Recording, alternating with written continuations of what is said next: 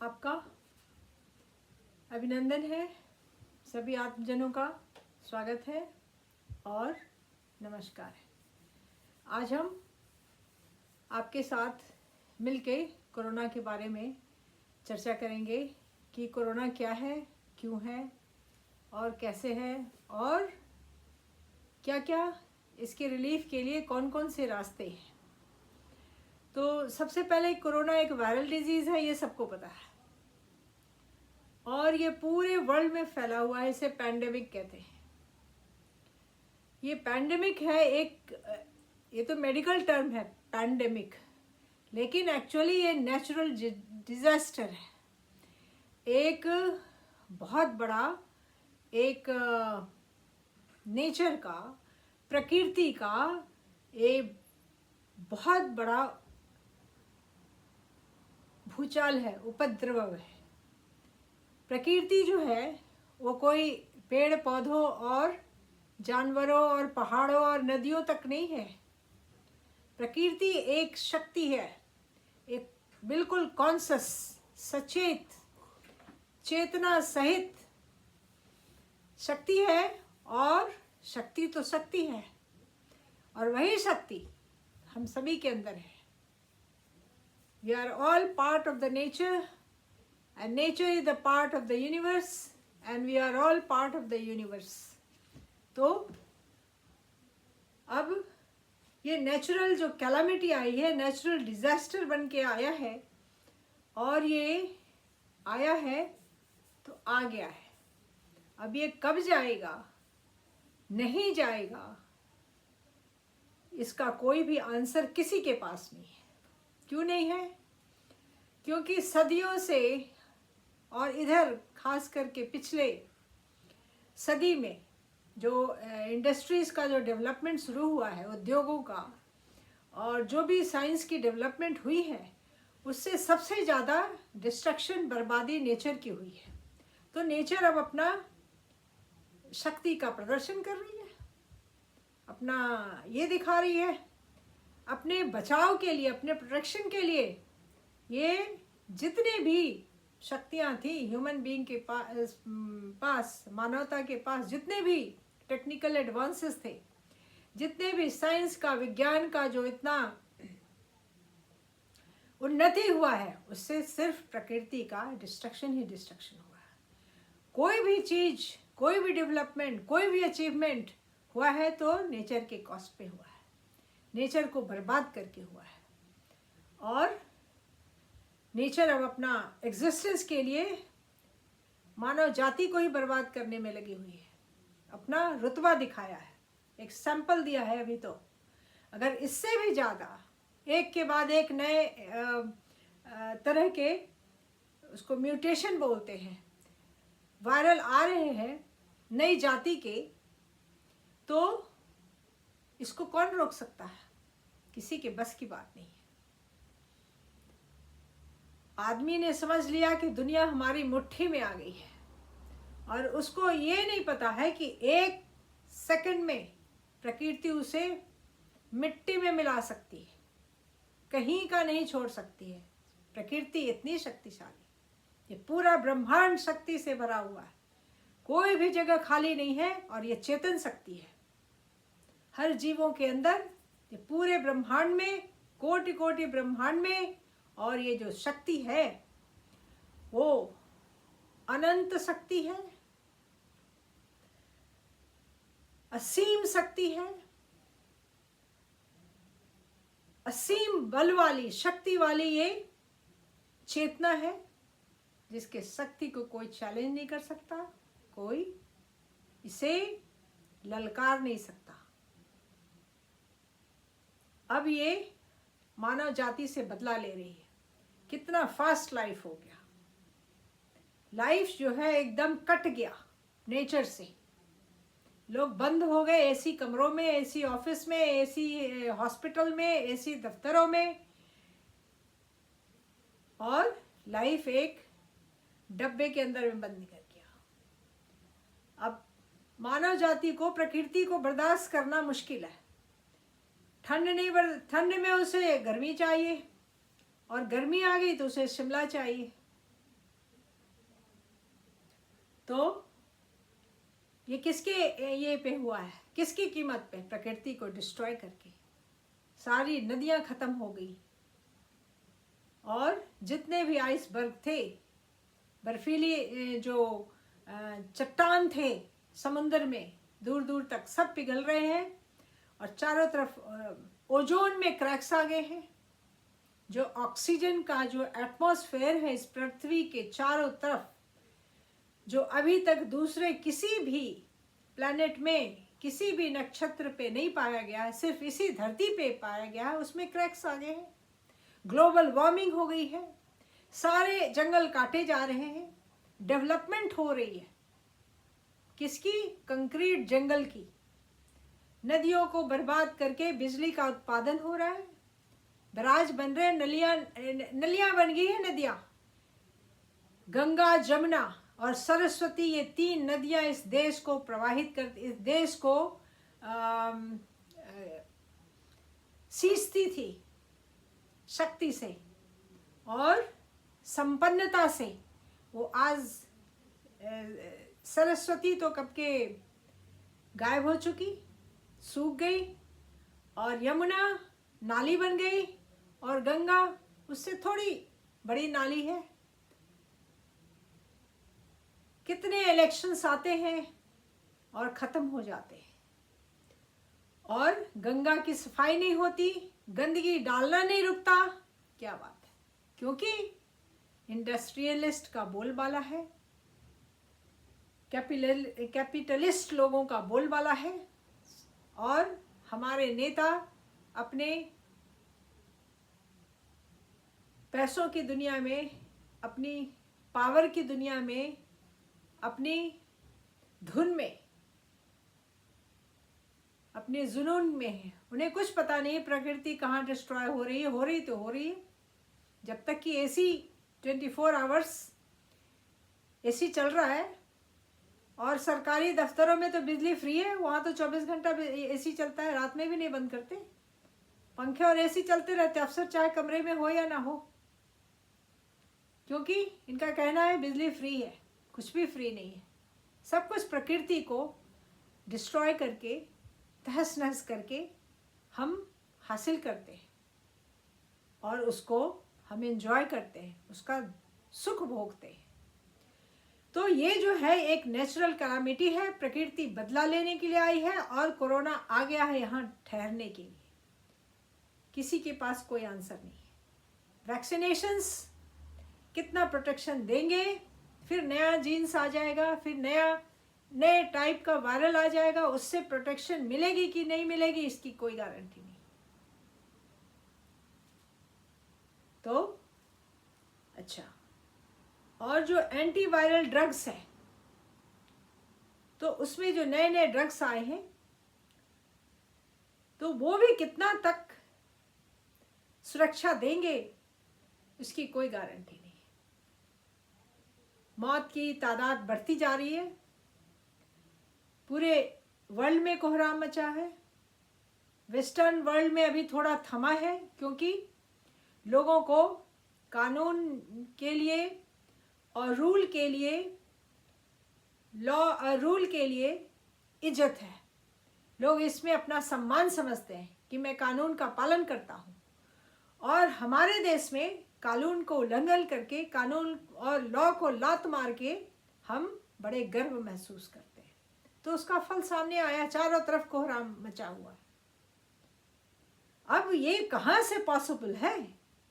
चाहे इस पार्टी का शासन है, या उस पार्टी का शासन है, या उस पार्टी का शासन है, ये संभव नहीं है कि 100% आबादी को सुरक्षा दिया जाए। कहाँ से बेड आएंगे? कहाँ से ऑक्सीजन आएगा एकदम से? तो हम लोग तो अभी अपनी अपनी दिखावे की दुनिया में, पैसे की दुनिया में, ताकत की दुनिया में, सेक्स की दुनिया में डूबे थे, मजे ले रहे थे, और अब आ गया ये प्रकोप प्रकृति का। अब पता नहीं कैसे इससे डील करें। सबने प्रकृति से अचीवमेंट इसी में मान रहे हैं कि सबने प्रकृति से अपना रिश्ता तोड़ लिया है, नाता तोड़ लिया है। लोग गांव को छोड़ चुके हैं, शहरों में आकर के एकदम जैम पैक किया हुआ है। तो इतनी पोल्यूशन है, न हवा शुद्ध है, न पानी शुद्ध है, न खाना शुद्ध है, कुछ भी शुद्ध नहीं है। लेकिन एक माया जाल है जिसमें आदमी फंस करके गांव से निकल करके आ गया है। अब तो यहाँ पे परिवार से भी पीछा छुड़ा लिया है लोगों ने। हस्बैंड वाइफ और बच्चे 20 मंजिल पे इटालियन अपार्टमेंट में, एसी अपार्टमेंट में 24 आवर्स एयर कंडीशन अपार्टमेंट में बंद है। मल्टीनेशनल का जॉब है और फैशन की दुनिया को कोई अंत नहीं है। और आजकल जो दिखावा हो रहा है, ओ माय गॉड, क्या ड्रेस, क्या पार्टी, प्रकृति को कौन पूछता है। अब सारी जिंदगी जो है रात में शुरू होती है, सूरज ढलने के बाद। किसी को प्रकृति के साथ उठना, प्रकृति के साथ सोना, प्रकृति के साथ काम में लगना, प्रकृति के साथ काम बंद करना, ये बिल्कुल गवारा नहीं है और ये पसंद नहीं है और ये संभव भी नहीं है। क्योंकि आदमी अपने आप को एक नया जाति का, एक रेस का जीव बना लिया है। तो उसमें क्या है, इम्यूनिटी सिस्टम लो पे है, बीमारियां हाई पे हैं, जो शरीर है वो चल नहीं रहा है, दिमाग इतना परेशान है पैसे कमाने में और ग्लैमर को दिखाने में, कंपटीशन में कितना जमा कर ले, कितना नोच ले, कितना हसोत ले, कितना खसोट ले, इसमें पूरी दुनिया लगी हुई। अगर पड़ोस में एक गाड़ी आ गई नई मॉडल की तो हड़कंप मच गया अपने यहाँ कि भाई अब तो नया मॉडल, इससे भी नया मॉडल जल्दी से जल्दी हो जाना चाहिए। तो प्रकृति को कौन पूछता है? किसने उगता हुआ सूरज देखा, किसने डूबता हुआ सूरज देखा, कितने बच्चों ने चांद मामा देखा, कितने बच्चों ने तारों से भरी रात देखी। वो सब पुरानी कविताओं में है। तो अब तो बच्चे पेड़ों पे आम लगे हुए नहीं देखे, आम देख लेते यही बहुत है। आम के पेड़ नहीं देखे हैं, पेड़ों पे आम लगे हुए नहीं देखे, पेड़ों पे लीची लगते हुए नहीं देखे। प्रकृति से इतना दुराव बना लिया है और इम्यून सिस्टम बहुत लो पे है। तो आज मैं आपको बताया ये लॉन्ग रेंज जो इफेक्ट है वो कोरोना का कारण है और इसकी रेमेडी लॉन्ग रेंज में ही होगी। फिर हम आपसे बात करेंगे जो मध्यम रेंज में है, इसका जो कंट्रोल वो है। फिर जो इमीडिएट बिल्कुल तत्काल जो रेमेडी है उसके बारे में बात करेंगे। तो सबसे पहले लॉन्ग रेंज, ये बहुत लंबे समय का टाइम पार करके तब ये कोरोना का प्रकोप आया है।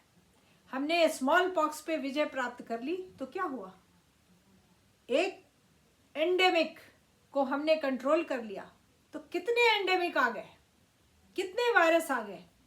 HIV आया, मैड काउ डिजीज आया, वो स्वाइन फ्लू आया, तो चिकनगुनिया आया, तो कितने वायरल एपिडेमिक्स, एंडेमिक्स आए।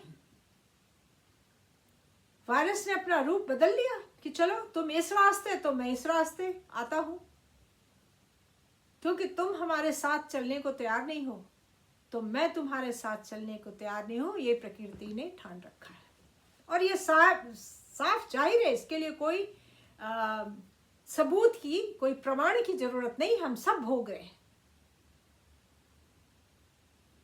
अब जितने भी ये थे जो गांव थे पहले, एक एग्जाम्पल जैसे दिल्ली में सारे गांव थे, अब सारे ठसाठस ये जो रूरल थे वो अर्बन बने हुए हैं। 25 गज में 7 मंजिली बनाया हुआ है, उसमें ठीक से हवा नहीं आती है, साफ पानी नहीं पहुंचता है लोगों के घर में, लेकिन रहेंगे तो घर में।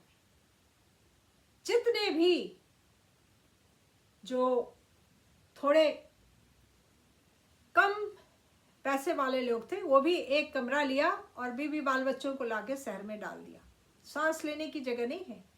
और बीवी एक मोबाइल लगा के अपना दिन भर पड़ी रहती है। सुबह खाना बना के हस्बैंड को घर से निकाल दिया, काम पे चला गया पैसे कमाने, दिन भर मोबाइल लेके बैठा हुआ है पूरा परिवार। 2 साल का बच्चा मोबाइल चलाता है और माँ बाप बड़े गर्व की समझते हैं अपने आप को कि मेरा बच्चा 2 साल में मोबाइल चलाता है। उसका दिमाग तो डेवलप नहीं होता है, क्योंकि दिमाग तो खत्म हो गया, मोबाइल के एक डब्बे में जाम हो गया दिमाग। वो पोएट नहीं बन सकता, वो कवि नहीं बन सकता, वो उपन्यासकार नहीं बन सकता, वो साहित्यकार नहीं बन सकता। बड़ी मुश्किल से कोई इंजीनियर बन जाएगा, बस वही इंजीनियर तक रह जाएगा। या डॉक्टर बन भी लिया तो डॉक्टरी ने क्या हासिल कर लिया?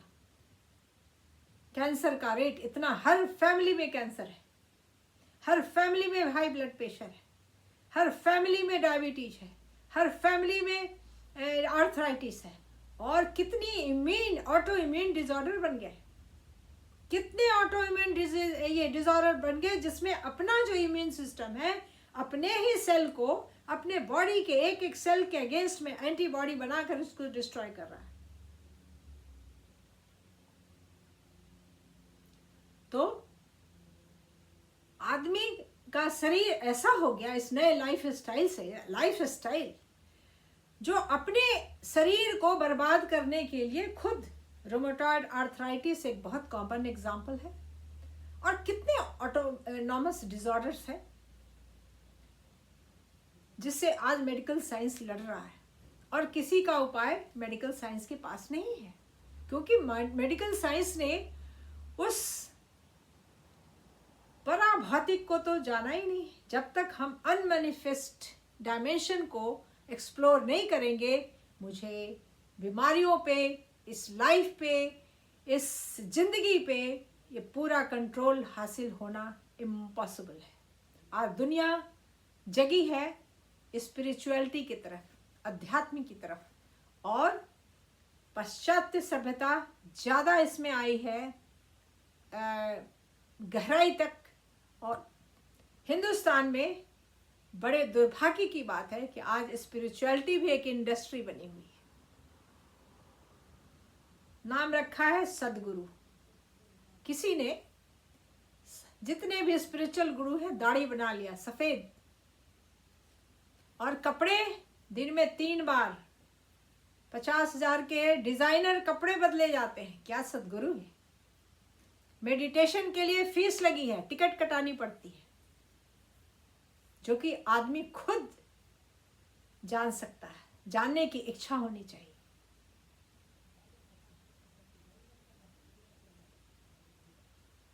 और योग तो बहुत बड़ा इंडस्ट्री बना हुआ है।